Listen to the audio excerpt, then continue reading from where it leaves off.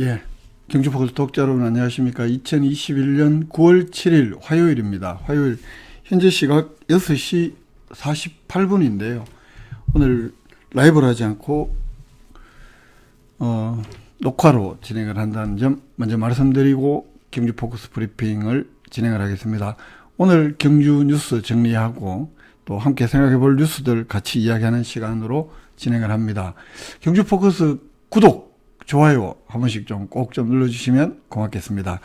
코로나19 소식부터 먼저 전합니다. 코로나19는 오늘 우리 경주에는 8명이 추가 발생했습니다. 이 8명 중에 6명은 확진자 접촉자 또는 이렇게 경로가 파악되는 경우이고 해외 입국자가 1명, 그리고 파악 중인 사람이 1명, 그래서 누적으로 919명, 9월 들어서 59명, 오늘 어디 저기 바닷가 쪽에 초등학교 전수검사도 하고 등등 경시 보건소에서는 여전히 진단검사, 폭증하는 진단검사 수요 때문에 굉장히 많은 고생들을 하고 있는 상황들을 접했고요.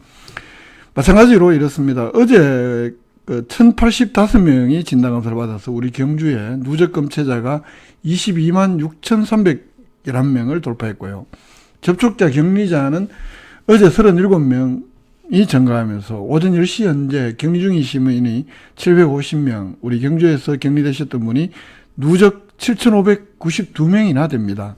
백신 접종은 속도가 매우 빨라지고 있습니다. 이래서 지금 위드 코로나 갖는 표현은 여러 가지 방역에 대한 마음이 떨어진다고 정부에서 좀 자제를 하자, 이런 이야기도 나옵니다만, 국회에서 오늘 예산 관련 질문에서 정은경 질병관리청장도 어쩌면 10월 말부터는 그런 상황들이 훨씬 더 좀 방역이 완화된 어떤 그런 것도 가능하지 않을까. 워낙 백신 접종 속도가 지금 빨라지고 있기 때문에 그렇습니다. 우리나라가 백신 접종 늦어진다고 막 이 정부를 예방 차원에서 미리 경고하고 비판하는 건 괜찮은데, 이 사실을 비틀고 해서 마치 문재인 정부가 방역을 안 하고 있는 것처럼 난리군통을 치겠던 보수론들은 정말 좀 어느 것이 국익인가 앞에서는 좀 진솔하고 솔직해지고 좀 반성적으로 정치할 필요가 있다. 현재 백신 접종 속도 정부 계획대로 되고 있다는 거잖아요. 경주도 지금 오늘 0시 현재 1차 접종이 어제 하루 동안에만 2,900명, 약 3,000명이 증가하면서 우리 경주에 25만 인구 중에서 15만 1,032명, 오늘 0시 현재 거의 60%, 그러니까 59.79%가 1차 접종을 받았다는 이야기고, 접종 완료하신 시민이 어제 하루 동안에 3,374명 증가하면서 오늘 0시 현재 94,700명, 누적 37.52%, 아마 1차 접종은 내일이 지나면 60%가 넘을 것 같고, 이렇게 되면 추석 전에 70%가 도달할 것 같습니다. 접종 완료자 숫자도 굉장히 빠른 증가세를 보이고 있습니다. 그래서 오늘 정은경 질병관리청장 오늘 국회에서 예산 관련해서 나와서 여러 가지 이제 질문에 대한 답변을 하면서 위드 코로나의 전제 조건인 전국민 70% 접종 완료 시점 10월 말 즈음으로 빨라질 수도 있다, 이렇게 예상을 했다고 합니다. 10월 말까지 고령자의 90% 이상, 성인들의 80% 이상 접종 완료를, 그러니까 10월 말까지 고령자는 90% 이상, 성인의 80% 이상의 백신 접종 완료를 목표로 하고 있는 만큼 10월 말부터는 위드 코로나를 할 수 있을 것이다, 이렇게 전망을 했다고 합니다.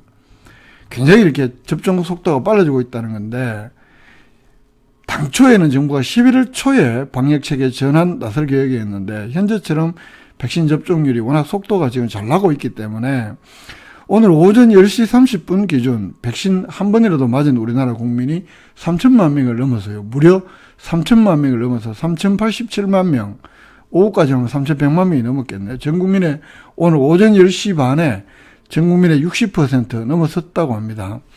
이걸 18세 이상으로 좁혀보면 약 70%가 이미 한 번 이상 백신을 맞았다. 인구 대비 접종 완료율도 1,850만 명 해서 36%를 돌파했다고 합니다. 이런 추세라면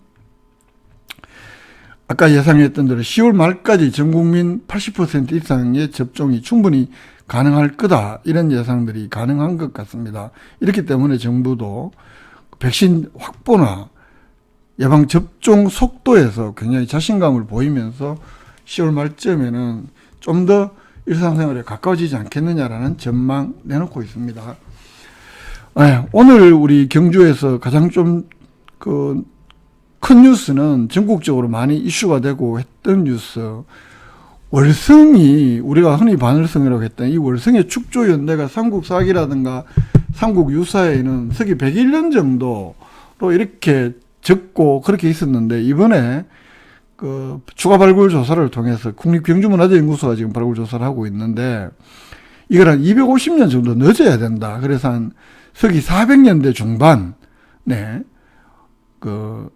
완공된 것 아니냐, 이런 추정을 합니다. 400년에서 500년 사이 이 정도로 지금, 그러니까 당초에 알려졌던 것보다 문헌상에보다 한 250년 정도 늦은 것으로 축조연대를 새롭게 밝혀졌다.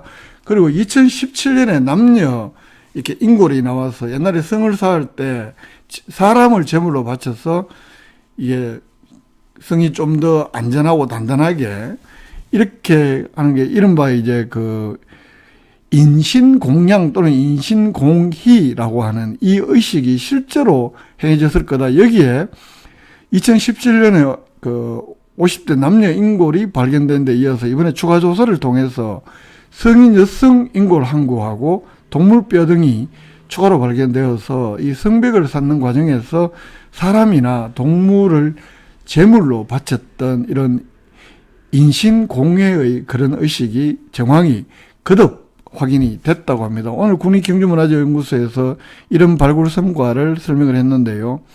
요 사진에서 보는 거는 우리가 월정교 쪽입니다. 우리 월성 쪽, 옛날 출입구 쪽에서 이 월성 서편 쪽, 요 빨갛게 표시된 부분, 여기에서 지금,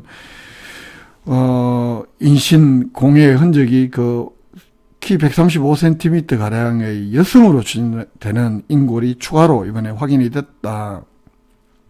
기존에는 2017년에 남녀 인골이 발굴이 되면서 이번에 그 인근으로 추가 발굴을 했었는데요.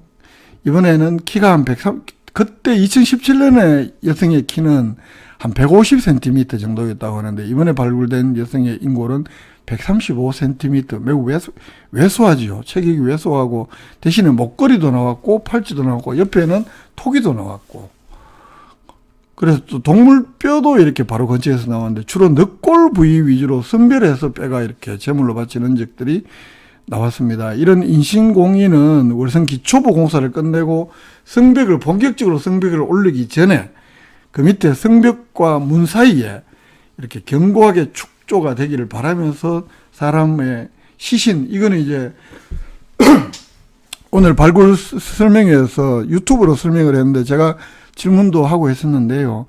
이게 이제 시신 상태로 우리가 산 사람을 넣은 것은 아니고 시신 상태로 넣었을 거다. 그게 이제 뼈나 이런 데서 산 상태로 넣어서 움직임이 미세하게 관찰이 될 텐데 그런 흔적들이 전혀 없는 걸로 봐서는 시신 상태로 매장을 했는 것으로 추정이 되고요. 이 특별히 인신공희에 이 제물로 바쳤던 사람들이 혹시 그때 당시에 죄 지은 사람이냐. 근데 이번에는 팔찌도 나오고 목걸이도 나오고 한 걸로 봐서는 또 신분이 어느 정도 있는 사람이 다 봐야 되는데, 그러면 어떤 계층의 어떤 신분의 사람들을 인신공희에 희생물로 바쳤느냐, 이런 질문을 했더니 아직까지 문헌기록상에도 인신공희를 어떤 사람들이 했다 이런 것은 전혀 알 수가 없고, 그 신분에 대해서는 추정할 수 있는 단서가 없어서 현재로선 말하기가 어렵다, 이런 답변이 왔고요. 우리나라 성곽에서 이런 인신공희의 사례가 발굴된 것은 이 경주 월성이 최초이고 현재까지는 유일하다고 합니다. 이게 이제 이쪽에서 한 20m 더 나가서는 1985년, 90년 이쪽에서 인골 한 20구 정도가 발굴되기도 했는데, 이번에 관련해서 보면 성벽 축조 과정과 관련해서 묻힌 것 아니냐, 이런 것도 이게 여성 인골이고, 요 토기가 있고 팔찌가 있고 목걸이가 있던 요 사진으로 보이시죠? 목걸이, 팔찌 이렇게 보이고요. 여성 인골이 있고, 요게 50대 2017년에 내모난 거 2017년에 나왔던 자리고, 요번에는 성년 여성 인골이 요렇게요 135cm의 여성 인골이 나왔고, 그 옆에는 주로 동물의 늑골뼈로 추정되는 것이 이렇게 묻혀 있더라. 그리고 이번에는 성벽 토목 기술과 그 축조 시기 이런 조사를 통해서 약 문헌 기록보다는 약 250년 뒤에 축조가 된 것으로 이렇게 확인이 됐다고도 국립문화연구소는 설명을 합니다. 기존에는 삼국 사기, 삼국 유사, 이 월성 파사왕 22년, 그러니까 서기 101년에 축조된 것으로 등장하지만, 이번 발굴 조사를 통해서 4세기 중엽부터, 그러니까 약 350년부터 400년 초에, 서기 400년 초에 완공된 것으로 확인이 됐다고 합니다. 이게 축조연도보다 많이, 기존에는 너무 좀 앞당겨진 걸로 이렇게 기록이 나와 있어서 논란이 많았는데, 이번에 확인을 했다. 이게 출토된 유물의 전수조사, 이건 좀 전문가중에서 저는 잘 모르겠습니다. 솔직히 40여 점에 가까운 뭐 질량 분석기, 연대 분석, 탄소 연대 분석 등등을 종합해서 이렇게 추정을 해봤을 때 101년보다는 한 250년 늦은, 그러면 350년에서 400년 초에, 그러니까 4세기 중반에서 5세기 초에 완공된 것으로 최대한 이렇게 밝혀냈다. 그리고 이 토목 이 축조 방식도 이렇게 나오는데, 일정 간격으로 나무 지난번에도 계속 그거는 그 해다 쪽에도 그런 게 흔적이 나오던데, 그죠? 그 다양한 축성 기술이 집약된 것으로 드러났다. 일정 간격으로 나무 말목을 박은 다음에, 그리고 목재 식물류를 층층이 깔은 부역공법을 통해서 기초공사를 하고, 그 위에 본격적으로 성체, 몸체를 만드는 채성부 공사는 볏짚, 점토덩어리, 건물 벽체, 다양한 성벽 재료를 섞어서 이게 성벽을 높고 거다하게 만드는 그 토목 기술이 적용이 됐다고 하는데, 이게 월성 성벽이요, 너비가 한 40m, 높이가 한 10m 이상으로 추정돼서 신라인들의 당시 뛰어난 토목 기술 웅장함을 그려볼 수 있게 됐다. 이렇게도 밝히고 있는데, 오늘 그 경주문화재연구소에서 준 영상 자료를 토대로 해서 발굴 성과까지 설명하는 영상 자료를 여러분들과 함께 한번 보시겠습니다.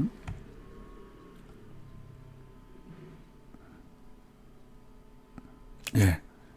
이 영상인데요. 한 3분가량 됩니다. 함께 한번 보시겠습니다.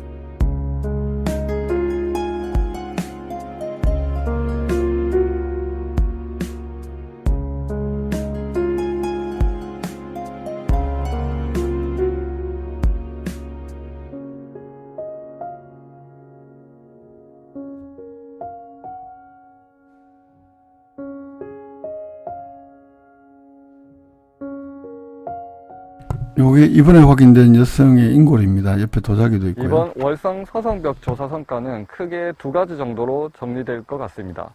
하나는 이 월성이 언제 축조되었는지 이제껏 밝힐 수 없었지만 이번에는 4세기 전엽에서 중엽 정도에 축조되어서 한 50년가량의 공사기간이 소요되어 완성된 것으로 볼 수 있습니다. 그리고 이렇게 거대한 토목 구조물인 성을 짓기 위해서 어떤 재료가 들어갔는지 그리고 어떤 방식으로 축조되었는지 세밀하게 밝힐 수 있었습니다. 또 다른 하나의 성과는 성벽에서 시행되었던 그 인신을 제사했던 그런 인신공의의 사례를 추가적으로 확인할 수 있었던 것입니다. 이 성벽의 인신공의는 여전히 국내 유일의 사례이며 이러한 자료들이 계속 축적됨으로써 신라인들이 성벽을 견고하게 쌓고 그리고 그것이 무너지지 않게 염원하기 위해 어떤 제의를 했는지 점차 밝혀질 것이라고 생각합니다.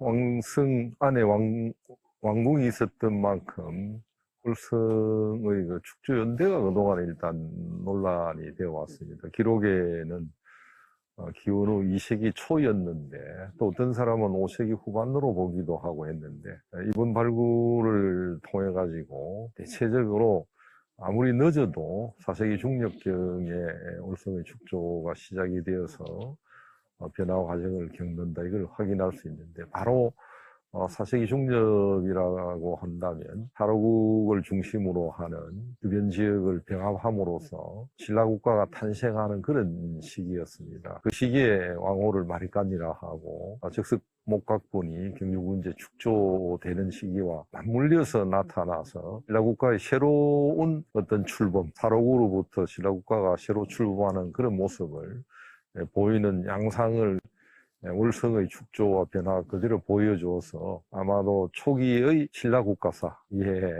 많은 도움을 주리라 이렇게 생각이 됩니다. 그리고 여기에 이번에도 인신공희, 공양, 공희라고 하는 인신을 축조 과정에서 아마 한둘일 것이라고 생각을 했는데 생각 이상으로 많은 인신공희가 이루어져서 월성의 축조에 그만큼 많은 공력을 들였고 이걸 안정적으로 유지하는데 신라 사람들이 굉장히 희구했다라고 하는 그런 양상을 보여줘서 4세기, 5세기 신라사를 이해하는데 많은 도움을 주리라 생각이 됩니다. 예, 여기까지 오늘 발굴 공개한 이 월성 축조연대가 기존의 문헌보다는 한 250년 늦은 게 이렇게 여러 가지 그 조사를 통해서 그 규명이 됐다는 이야기 하나 하고 그리고 인신공희의 흔적들을 좀 추가로 더 확인한 것들이 이번 발굴의 성과다 이런 설명 그 담당 학예사하고 이쪽에 정통한 그 경북대학교 추보돈 명예교수의 영상 설명까지 여러분들과 함께 들어봤습니다. 예, 이제 다음 뉴스로 진행을 계속 해보겠습니다.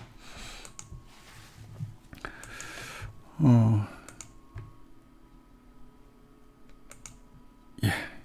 인신공희, 인신공양이라고도 하고, 성을 좀 안전하고 튼튼하게 쌓자, 이러기 위해서 이렇게 사람을 이렇게 제물로 바친 아주 흔치 않은 그런 경우라고, 우리 국내에서 유일하다고 하죠. 월성 이쪽이. 예, 경주시에서 다음 소식 단신 몇 가지 좀 살펴보겠습니다. 그 추석 연휴 기간 동안에 20일부터 22일까지는 경주시 공영주차장 무료로 운영을 합니다. 그리고 요때 무료로 운영하는 것은 노상주차장 16곳 포함해서 공영주차장까지 27곳이고요. 동천동 시청 뒤에 봉소 뒤에 있는 공영주차장을 포함해서 5곳의 공영주차장은 9월 18일부터 22일까지 무료로 운영을 한다고 합니다. 여기에 공영주차장 무료 운영 계획은 여기 경주포커스 홈페이지에 있으니까 참고를 해주시길 바라고요. 또 전통시장 이 활성화를 위해서 11일부터 22일까지는 전통시장 주변 도로변에 2시간 미만 잠깐 주정차는 2시간 미만의 주정차는 단속을 하지 않습니다. 성동시장은 바디프렌드에서 경주직영점 메리츠화재 요 구간, 중앙시장은 중앙시장 내거리에서 현대자동차 중부지점까지 300m 구간, 이게 이제 시장 쪽 도로에 한해서 그 2시간 이내에 주정차가 허용이 된다는 것이고, 2시간 이상 주차 또는 이중 주차할 경우에는 단속하고요. 그리고 4대 절대 주정차 금지 구역이 있잖아요. 횡단보도, 교차로 모퉁이, 뭐 이런 소화전 5m 이내, 버스 정류장 10m 이내, 여기에는 주정차를 하면 이 기간에도 단속에 걸리고 과태료가 부과될 수 있기 때문에 특별히 주의하셔야 될 것 같고, 공영주차장 무료 운영 계획은 참고를 하셨다가 추석 연휴 기간에 잘 착오 없이 잘 이용하시기를 바라고요. 동궁원에 식물아카데미라는 게, 식물에 관심 있는 사람들 제13기 식물아카데미 수강생 모집한다는 27일부터 다음 달 1일까지 동궁원에서 접수한다고 하니까 관심 있으신 분들 참고하시기 바라고요. 그리고 국립경주박물관에서는 신라환경 불교사원의 주제로 학술대회, 이거 유튜브로 한다고 합니다. 내일 모레 11일 오후 1시부터 국립경주박물관 온라인으로 그 신라환경의 불교사원을 주제로 한 학술대회, 이거는 사진 신청 없이 유튜브는 누구나 다 신청할 수 있다고 하니까 신라환경의 불교사찰 뭐 이런 데 관심 있으신 분들 좋은 강연 같습니다. 11일 날 오후 1시부터 국립경주박물관 온라인으로 하는데요. 조금 전에 보셨던 신라사 연구의 군의장인 주보돈 경북대 명예교 사업과 명예교수가 사회를 하고 등등 토론도 하고 이 내용 참고하시기를 바라고요. 그리고 원래 경주 예술의 전당 그 여러 가지 화랑홀 큰 무대, 여러 가지 음향, 조명 이런 시설들 다 그 새롭게 하는, 그동안에 한 번도 안 했대요. 그걸 공사를 했는데 이 9월 29일 오후 8시에 저는 뭐 이쪽으로는 조회가 없어서 임동혁 형제인데, 이게 피아니스트, 아주 세계적으로 유명한 피아니스트라고 합니다. 공연 29일 오후 8시에 합니다. 왜 오늘 기사가 올라왔냐면 내일부터 티켓 발매를 시작하기 때문에 그렇습니다. 티켓 발매, 알석, 로얄석 5만원 뭐 이런 가격까지 기사에서 참고하시기를 바랍니다. 그리고 경주 근처에 있는 거죠. 양성자 가속기 사업단, 여기에서 여러 가지 체육시설들이 안에 좋은 게 많이 있다고 합니다. 그래서 이 풋살장이라든가 축구장, 농구장, 테니스장 일반에게 개방을 하는데, 공공기관인 만큼 무료 또는 최소한의 관리비 정도만 받고 일반에게 이 시설 대여를 한다고 합니다. 기사 참고를 하시기를 바라고요. 여러 가지 준비 기간 거쳐서 11월 달 돼야 양성자 과학연구단에 있는 체육시설 일반인이 사용할 수 있다고 합니다. 잠시 경주 포커스 전하는 말씀 하나만 듣고요. 계속해서 방송 이어나가겠습니다.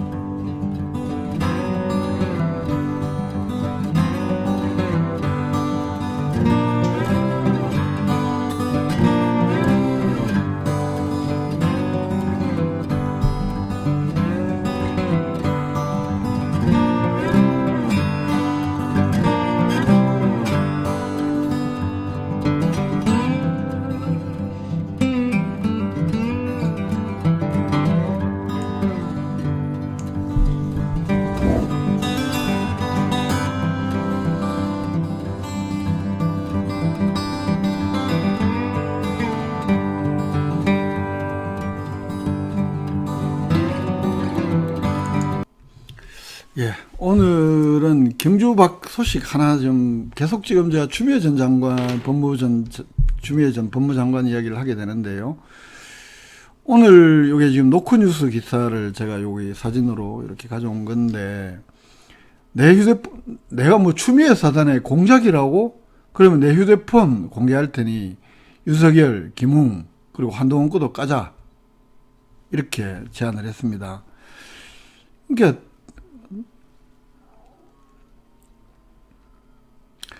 지금 청부 고발이라고 하잖아요. 작년 총선 앞두고 검찰총장의 수족이라고 불리는 신아무개 검사, 범죄정보분석관인가. 이게 이제 이른바 직급이 강등이 돼도 그 자리에 계속 유임시켜달라고 검찰총장은 법무장관에게 이야기했고, 박범계 장관 어제 국회에서 증언 나오기로는 바뀌어도 또 계속 있게 해달라고 했던, 계급이 한 단계 낮은데도 불구하고 계속 유임해야 했던 그 검사, 그 사법연수원 동기에게 시켜서 유시민 노무현재단 이사장, 최강욱 지금 열린민주당 대표, 황희석 당시 후보, 그리고 MBC, 그리고 또 검찰의 비판적 보도를 쏟아낸 뉴스타파 기자들을 고발하게 하게끔. 근데 나머지는 뭐 고발도 안 했는데 뭐 어쩌고 이런 이야기를 하지만, 최강욱 대표에 대해서는, 열린민주당 현재 대표에 대해서는 현재 국민의힘당에서 작년 8월 달에, 그러니까 이 논란이 나온 그 고발장을 줬다, 이 시점으로부터 넉 달 뒤에 실제로 고발을 합니다. 고발을 하는데, 그 넘어갔던 고발장에 보면 최강욱 열린민주당 대표의 생일이 640328인가요? 이게 잘못된 생일이 그대로 적힌 것을 넉 달 뒤에 그대로 적었고, 그리고 그 고발장에 실제 내용이, 국힘당에서 했던 그 고발장의 내용이 4월 달에 국힘당으로 건너갔다는 그 고발장하고 31줄짜리인가, 31줄이 똑같고, 문맥은. 앞에 약간만 그 유튜브 조회수가 달라졌다, 이런 것만 바뀌고 똑같은 것들이. 말 그대로 오답을 뺏긴 것 뿐만 아니라 실제 이제 정답지를 보고 그대로 뺏긴 고발장, 이것만 해도 유력한 증거가 아니냐 등등의 이야기들 뭐 이렇게 한참 나오고 있는데, 이렇게 나오고 있으니까 국민의힘 대권주자 윤석열 전 총장 캠프 쪽에서는 추미애 사단의 정치 공작이다, 이렇게 주장을 합니다. 그러면 추미애 장관이 1년 6개월 전에 이 공작을 했어야 되는데, 윤석열 사람을 통해서 뉴스버스라는 기자까지도 국민의힘 쪽에서 이 문건을 제보를 받았다라고 이야기를 함에도 불구하고 이런 지금 터무니없는 주장을 하니까, 추미애 전 법무장관 속내가 뻔히 드러나는 물타기이자 물흐리기다, 더 이상 후한무치 끝판왕이 되지 마라, 이렇게까지 일갈하면서 총선 전까지, 이건 채널A 사건 기자 이야기죠. 유시민의 비위를 부르라, 알아서 처리한다, 이런 협박하는 사건이 있었는데 들통이 나자 증거인멸한다고 법망을 빠져나간 법기술자들, 1년 6개월이 지나서 2021년 9월에서야 누군가 유시민, 최강욱, 황희석 등 범여권 정치인과 뉴스타파, MBC 기자 서로 공모해서 허위사실로 김건희와 한동훈에 대한 명예훼손을 했으니 고발장만 제출하면 알아서 처리하겠다, 이런 청부 고발한 정황이 들통이 났다, 뭐 이런 이야기들 쭉 하면서 내 공작이라고 하니까 그럼 같이 휴대폰을 까자, 뭐 이런 역제안을 한 거고, 손중성이라는 검사가 김광림 안동 쪽이죠, 전 자유당 의원의 사위, 수사정보정책관 직급이 강등되어도 반드시 데리고 일하겠다고 오게서 그 자리에 앉혀놓은 사람이다. 자기 장관 때니까 윤석열 총장이 계속 오겠다는 거죠. 자리가 직급이 강등이 되어도 반드시. 그리고 어제 이제 박범계 장관한테도 이 자리에 계속 앉혀달라고 부탁을 했다는 것 아닙니까? 그런데 추미애 장관의 주장, 완벽한 증거인멸을 믿었던 윤석열 일당의 대실책은 디지털 기술 때문이다. 뉴스버스는 지난 7월 국민의힘 인사로부터 증거와 제보가 나왔다고 밝혔다. 만약 제가 공작을 지시하고 빼박 증거도 알고 있었다면 제 인내심으로 대통령감이 아니냐, 이렇게 또 역설적으로 이야기를 하면서, 자, 이번에 정말 그렇다면 한번 휴대폰을 까보자. 내가 정말 고발했는지 짰는지. 네, 제가 만약 모든 걸 미리 내다보고 1년 6개월 전에 이 추미애 장관의 이야기입니다. 정치 공작을 했다고 허위 자백을 하면 자백의 보강 증거가 필요할 것이다. 제 텔레그램 뒤져보도록 핸드폰 비번을 공개할 테니 윤석열, 김건희, 한동훈, 손준성, 김웅 함께 핸드폰을 제출해달라, 이러면서 이 사건의 본질을 아주 명쾌히 치고 들어가는 것을 오늘 페이스북에 올린 걸 보고, 지금 뭐 한참 더불어민주당에서는 이번 주말이 대구 경북 경선이고 또 투표도 하고 지금 당원들 투표도 하고 국민경선 인단도 투표도 하고 이렇게 진행되고 있는 상황에서 일단 검찰 개혁에 대해서 지금 나와 있는 민주당 후보 6명 중에 이만큼 시원하게 통박하는 후보가 과연 있느냐 싶어서 오늘 제가 조금 전에 페이스북에 1, 2위 달리고 있는 이재명, 이낙연, 추미애 전 장관 반만 해라. 솔직히 부끄럽지도 않냐.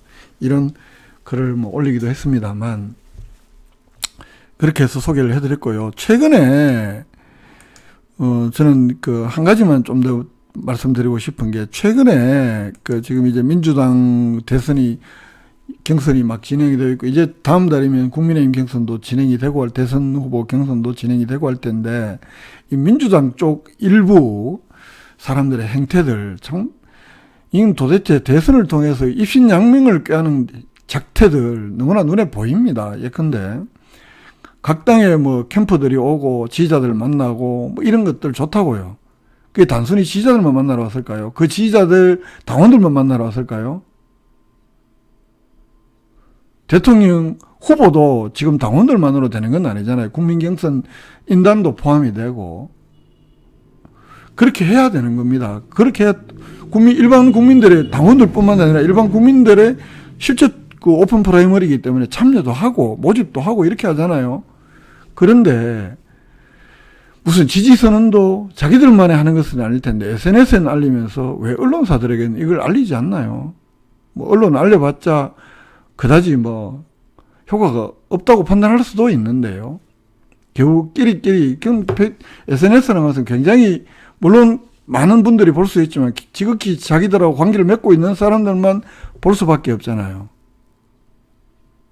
저는 물론 다 그런 건 아니겠지만 일련의 행태들 누구누구 지지선을 하겠다 누구누구 어제 또 추미애 전 장관의 강연도 있었습니다만 전체적인 일정들 시민들에게 또는 홍보하지 않고 공개하지 않고 끼리끼리만 하려고 하는 일부의 모임들 이런 것들은 결국 이 대선 공간을 통해서 유력 후보들의 줄을 타고 자신의 입신양명을 노리는 행태에 다름 아니다.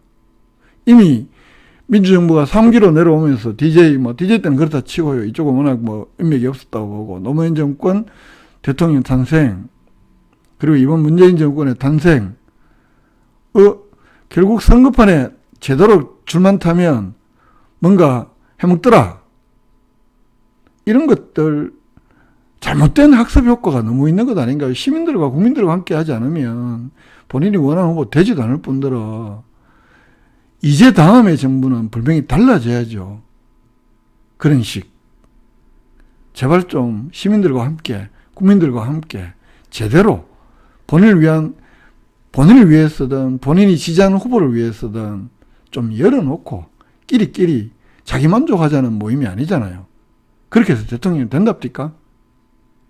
그저 성과 내서 선언하기 바쁘고 내 누굴 위해서 뭐 했네 이 난리 피지 말고 다 본인을 통해서 오히려 저는 어떤 사람들 보면 뭐 말 안 해도 알겠지만 그 사람이 지지하기 때문에 꼴보기 싫다는 사람들이 더 이상 나타나지 않게끔 좀 자중하시고 자해하시기 바랍니다.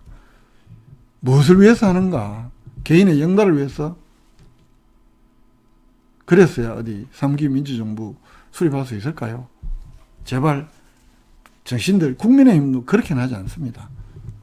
앞으로 그렇게 하지 않으리라는 믿음이 있습니다. 오히려 차라리 보면 훨씬 더 잘할 수도 있습니다. 정신들 차리십시오.